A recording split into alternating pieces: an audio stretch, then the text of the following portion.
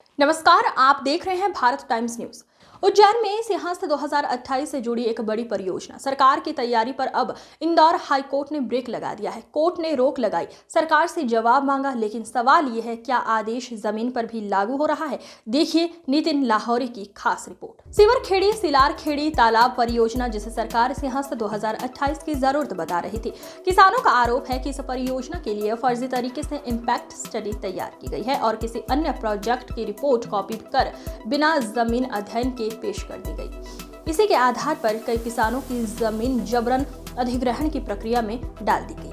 मामला जब Indore high court पहुंचा तो अदालत ने परियोजना पर रोक लगाते हुए राज्य सरकार से 4 हफ्तों में जवाब तलब किया। किसानों की ओर से अधिवक्ता अमन यादव ने अदालत में पक्ष रखा। कोर्ट ने साफ आदेश दिया, किसानों को उनकी जमीन से नहीं हटाया जाएगा और उनका कब्जा यथावत रहेगा। लेकिन किसानों का आरोप है कि इंदौर हाई कोर्ट के आदेश के बावजूद कुछ अधिकारी गांव में दबाव बना रहे हैं। सरपंचों और किसानों को केस वापस लेने के लिए धमकाया जा रहा है। अब बहस का बड़ा सवाल, जब इंदौर हाई कोर्ट का आदेश साफ है तो प्रशासन किसके आदेश पर काम कर रहा है।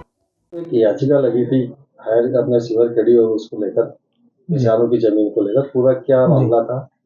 जी, इसमें ये पूरा मामला इस प्रकार है कि मध्य प्रदेश शासन द्वारा सेवरखेड़ी सिलारखेड़ी में भूमि अधिग्रहण का काम किया जा रहा है। वहां पर एक तालाब डेवलप किया जा रहा है सिंहस्थ के मद्देनजर, और ये सीएम का एक ड्रीम प्रोजेक्ट के रूप में इसको बताया जा रहा है, क्योंकि इसी प्रोजेक्ट से सिंहस्थ में जो शाही स्नान होता है, यहाँ से जो वाटर सप्लाई होगा वो यहीं से होगा। उसके चलते कई सारे किसानों की जमीन अधिग्रहण की जा रही है सरकार द्वारा।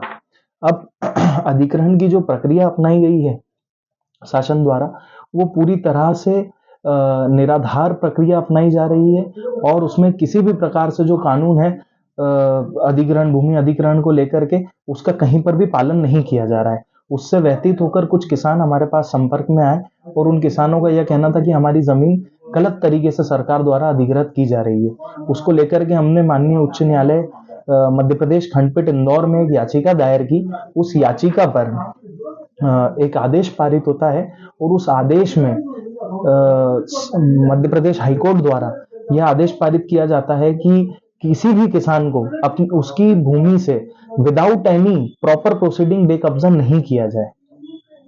कितने हेक्टेयर का मामला था पूरा? ये करीबन 40 से 50 हेक्टेयर भूमि का मामला है और इसमें कई सारे किसान हैं। अभी 25 किसानों द्वारा ये पिटीशन लगाई गई थी और उनकी भूमि के ऊपर उनको बेकब्जा करने के लिए सरकार को निर्देशित किया गया हाईकोर्ट द्वारा कि उन्हें किसी को भी बेकब्जा नहीं किया जाए।